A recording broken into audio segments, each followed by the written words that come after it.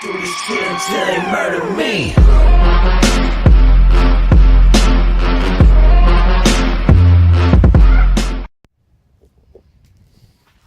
What's cracking, YouTube? Back again here, VegasBoost, giving y'all another update on the car. One of my boys made me these nifty vinyl stickers. That's my Instagram name. In the back here, I got the VegasBoost, and on the other side, I got the same. And on the front, VegasBoost. So, a little bit of an update. I received a hub and quick release from Campos. I'm sure you guys in the MR2 community have heard about him. He's been around for a minute. He's done a lot of parts. He's made a lot of parts for us. So I want to do a little bit of a review of what he sent me. So let's take a look. So this is the wheel that I have on here now. I had my Grant GT before this, but I kind of like how this one's it's a lot bigger. The other one is smaller. Actually, it's inside this diameter, and I like this one better. So I'm gonna keep this one for a while, well, at least for a little bit, just see how if I can get used to it. But let me take it off and show you the guts of the quick release. All right, so this is the hub that goes onto, of course, the stock piece here. Now I had these, it came with everything that you need, but me, I opened up the package, and for some reason, two of them I lost. They went to infinity and beyond. I don't know where they are, but I managed to find these two smaller bolts that actually are the same size and a little bit longer too. So I installed this. So if you guys have never installed one of these before, all you really need to do is take off the big nut. Like when you take off the steering wheel, there's a few videos on YouTube on how to do it. You disconnect your airbag. If you still have an airbag, of course you disconnect your battery first, and then you take it off with the jaw puller, or you can just pull it out yourself. And once that's done, this can go on. So this piece is separate from the quick release, which is here. This is the quick release. As you can see, it's held on by bearings, and then you just pull this back like that. So a lot of people have been having some questions about, like, why do I need the hub? Why do I, like, don't I just need the quick release? No, you don't. You need both. So you need this piece as well as you don't need this piece. This is just a fancy, I want to take my steering wheel off quicker. You really don't need it. It's a creature comfort. You can get it if you want. So this is most definitely needed if you want to run an aftermarket steering wheel. Now this piece right here, this is the hub. This is the adapter. This piece right here allows you to run the quick release. So you don't need this piece out here. You need the hub, which is back here, which most of the time, if you were looking at this online, is called a Boss kit. So that's what you need. So you get that, and then the nut is back here.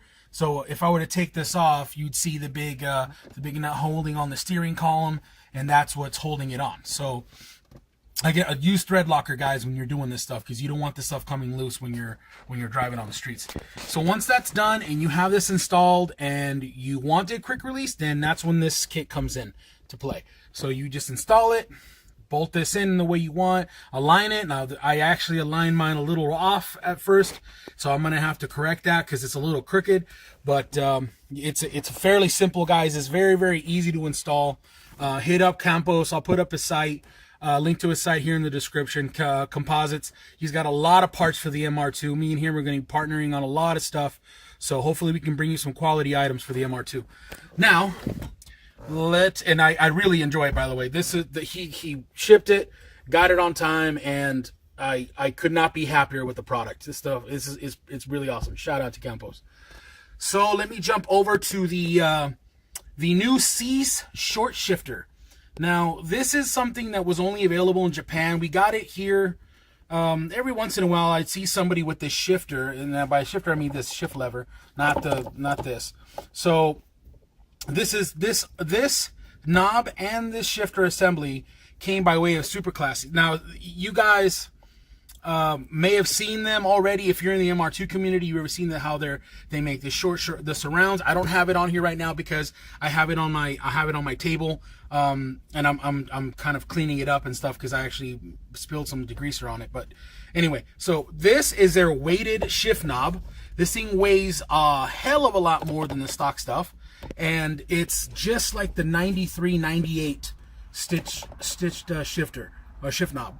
Very, very heavy. It's 380 or 360 grams, something like that. It's very, very nice. It makes the throws feel super, super smooth. I mean, if anybody's ever had a weighted knob before, you know that this is a must for any car. So this shift lever here, the C's, it is by far my favorite shifter for this car, and I have been running a TRD shifter forever. Since I've owned this car, I've had a TRD, and I thought that was the best because it was a little shorter than the 93. If anybody knows the differences in the shifters for the MR2s, the TRD is by far the shortest, and now this one is not as short. It's about a ½ inch taller, but I actually like that. I prefer that. It comes with a drop plate, but it is so small. I don't know if you see that little sliver of black right there. That's the quote unquote drop plate. The other ones that you buy, like the B&M short shifter copies and all those come with a very, very thick, like this thick, like a ½ inch, no, not a ½ inch, like a ½ inch, maybe a little over a quarter inch thick drop plate, which you really don't need in a Mark II MR2. I cannot rave about this shifter enough. It is the most pleasant shifter I've ever had so far in this car. And I know you guys have said that, everybody says that the shift feel in the MR2 is really notchy. I mean, it really is compared to other cars that shift a little smoother, but this really helps with the shift feel. Now, when I'm driving, I used to have to, going from second to third, I used to have to it felt like I had to force it upward. Like it got trapped here, and then from third to fourth, I felt like I had to pull it. And now and it's just as effortless as when I'm driving. I can just do this. I never could do that before. I can never just flick it like that, like never. And from second to third, I can just do it. This is exactly like I'm driving. And I gotta adjust this a little bit because I was loosening it for the video, but I decided to keep it on. I mean, no better way to show it that it shifts, but in the car. So I highly recommend this product, guys. It is awesome. So if you're using a stock shifter setup, stock MR2 setup, and then mind you, this bolts up to the cannibal kit and the case swap, so you don't have to use any of that Honda stuff. So I highly recommend this kit. I'll put a link down to Super Classy's site and his Instagram. Hit him up. He's got a lot of good stuff for the MR2 and a lot more to come. Oh, before I forget, I did manage to fix something that's been wrong with the setup in the car for a while. The analog output that I use for the Innovate MTXL into the K-Pro wasn't reading correctly in the K-Pro K-tuner. So I had to, and I completely spaced this. I had the ground for this gauge going to where the harness gets as ground. So I thought that's how it was with my 3S setup. So where everything gets grounded there on the motor, I thought that was equal, and it wasn't. So I read through the K-Pro stuff, and I took the advice of a friend here locally, and he said to ground it through the analog ground that's inside the K-Pro ECU. So I did that, and now this reads the AFR here. It actually no longer shows on my display here. It now reads zeros all the time. Because of how I have it set up. I now have it reading the analog signal correctly, and as a side effect, I guess, it stopped reading up here, but it doesn't matter because I'm using the gauge anyway. But now the K-Pro inside the Hondata stuff, the software actually reads it correctly now. So it's maybe like if it reads like 10.5 here, inside the K-Pro software, it'll read like 10.4.5 or 10.4. It's very, very close. A lot closer than it was before. It used to be like it'd read 10.5 here and it'd be like 16, and it was ridiculous. So data logging did nothing. like no matter what I did, it just was awful. So shout out to one of my buddies here, DIYMike. I'm sure you guys have seen his channel before.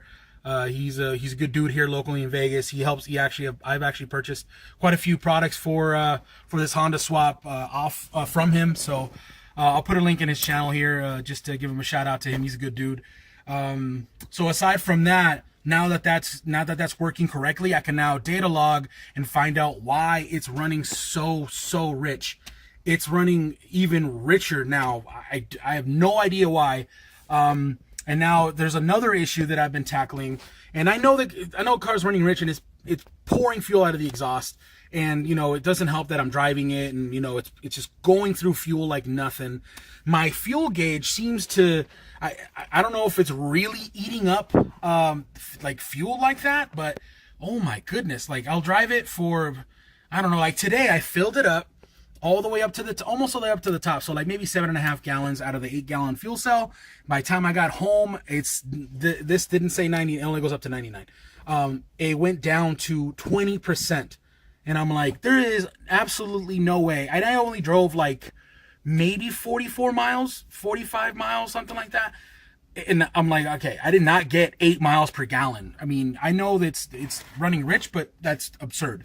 So I need to figure out what's going on. I need to take it back to my tuner and see what's been going on. So hopefully I can get that done here soon. But I am purchasing a home here soon, and so this is gonna take a little bit of a back seat. I guess the tuner, I don't know. Obviously he might give me some help with the tuning cost, but you know I'm not gonna go there and be like, hook it up. So I might have to wait on that for a little bit. And see what ends up happening. So let's see what else I got here. So everything else on the car has been running great. The only issue I've been having motor-wise, and it's not even motor-wise, is my idle will sometimes fluctuate. I'll drive the car for a couple times, and there is this little idle screw. I don't know if the camera can get it somewhere. Right where basically where that thing is, the bottom of that little golden, there it is right there. You that little tiny screw, that thing. It seems to back out and screw up all of my idle configurations, and then I have to like adjust it on the fly.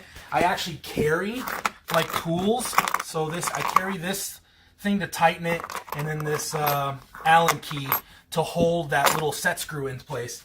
It's really annoying. I have used some thread locker on it, red thread locker on it. It doesn't seem to want to stay. It seems like every time it's doing that, I got to go in there and it's super loose. I'm about to just use a normal bolt instead of the little stud and nut. So I might just switch that out just because it's been a pain every time I drive it. It seems when I come home and I start it up the next day, the idle is super rough and the car's running rough, and then I have to adjust it all over again. It's not fun. So, let me get, actually I wanted to pop the trunk, but really not much else to go on, guys. I had some,